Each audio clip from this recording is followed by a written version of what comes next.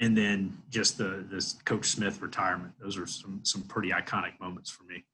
Yeah, I tell you, when you said that, it almost brought me to tears.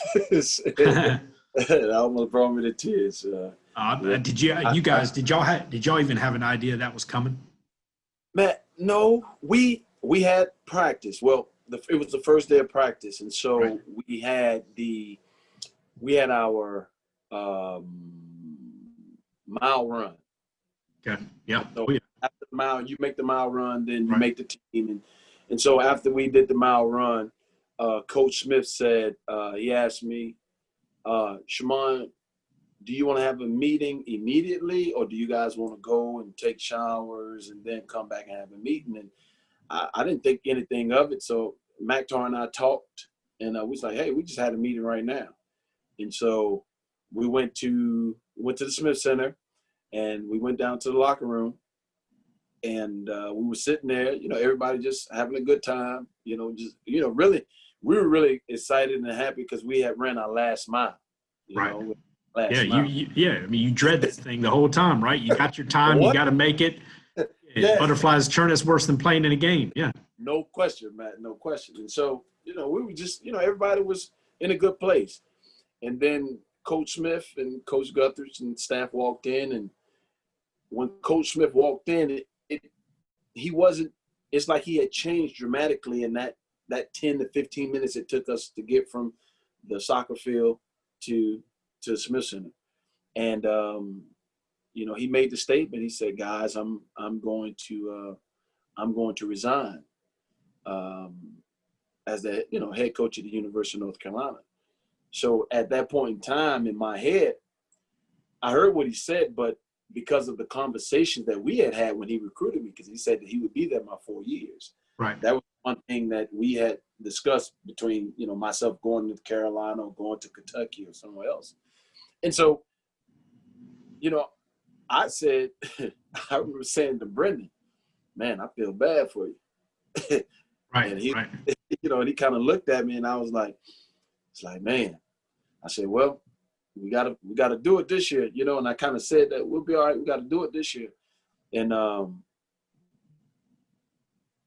he said, or Coach Guthrie, somebody said, no, he's resigning immediately.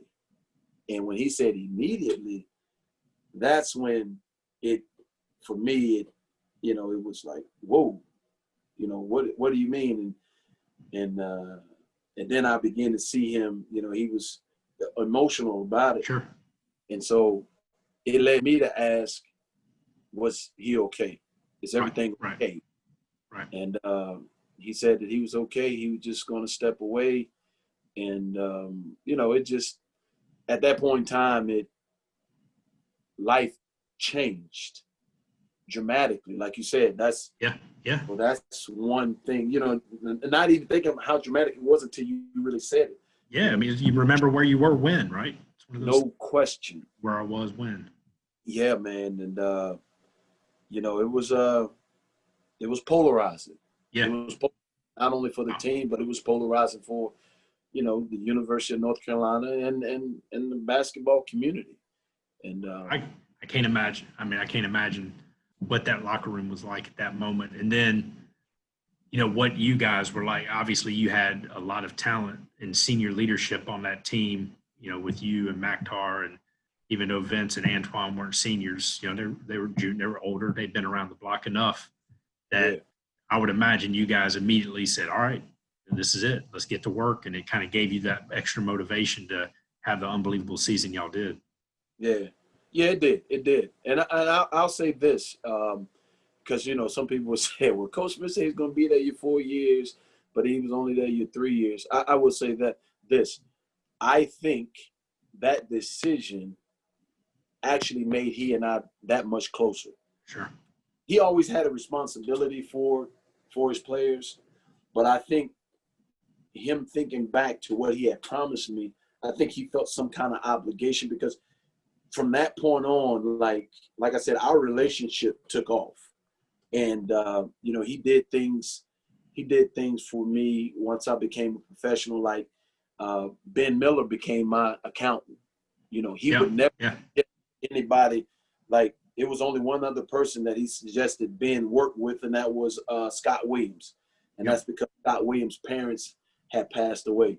And so, just those influential things. I mean, like, I have a letter on my wall right here that he wrote me in 2005. That's cool. It changed our relationship in a great way.